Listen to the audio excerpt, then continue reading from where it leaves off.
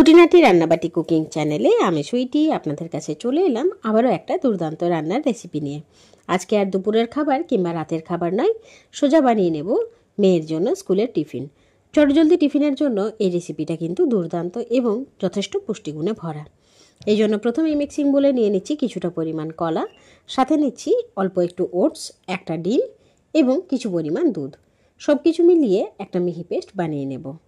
মিহি পেস্ট বানানো হয়ে গেছে, তবে হ্যাঁ, আমি এখানে চিনিটা দিতে ভুলে গেছিলাম, তাই সেকেন্ড টাইম আবার চিনি এবং অল্প একটু সাদা তেল দিয়ে আবারও ব্লেন্ড করে নিচ্ছি।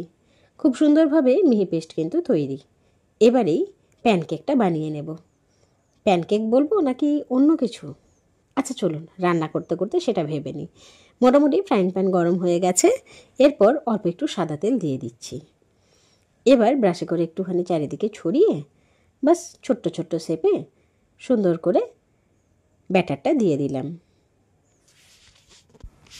এখানে গ্যাসের আঁচ মোটামুটি লো ফ্লেমে রেখে সব কটা ব্যাটার গোল গোল শেপে দেওয়ার পর একটা ঢাকা চাপা দিয়ে দিচ্ছি। মোটামুটি কিছুক্ষণ পর ঢাকা খুলে দেখে নিচ্ছি যে ঠিকঠাক হয়েছে কিনা। ঢাকা খুললেই দেখুন তলার দিক দিয়ে মনে হচ্ছে কিছুটা ব্রাউন কালার চলে এসছে, মানে এক পিঠ হয়ে গেছে। এবার আলতো হাতে উল্টো করে অন্য পিঠটাও আরেকবার হতে দেব, যাতে সুন্দরভাবে দুই পিঠই ভালোভাবে রান্না হয়ে যায়। দেখুন কি সুন্দরভাবে একদিকের কালারটা এসেছে। বেশি তেল নয়, একদম পুষ্টিগুণে ভরা এইরকম সুন্দর টিফিন বাচ্চা পেলে কিন্তু আর বাড়িতে ফিরিয়ে আনবে না, চুপচাপ সমস্তটা শেষ করে নেবে।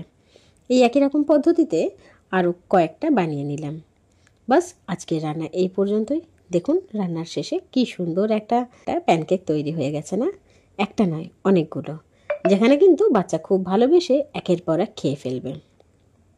এইরকম সুন্দর সুন্দর রান্নার ভিডিওস দেখার জন্য অতি অবশ্যই আমার চ্যানেল খুঁটিনাটি রান্নাবাটিকে সাবস্ক্রাইব করতে ভুলবেন না। অবশ্যই দেখা হচ্ছে আগামীকাল অন্য আরেকটা নতুন রান্নার রেসিপি নিয়ে। আজকের মতো আসি, সকলে খুব ভালো থাকবেন। Good night.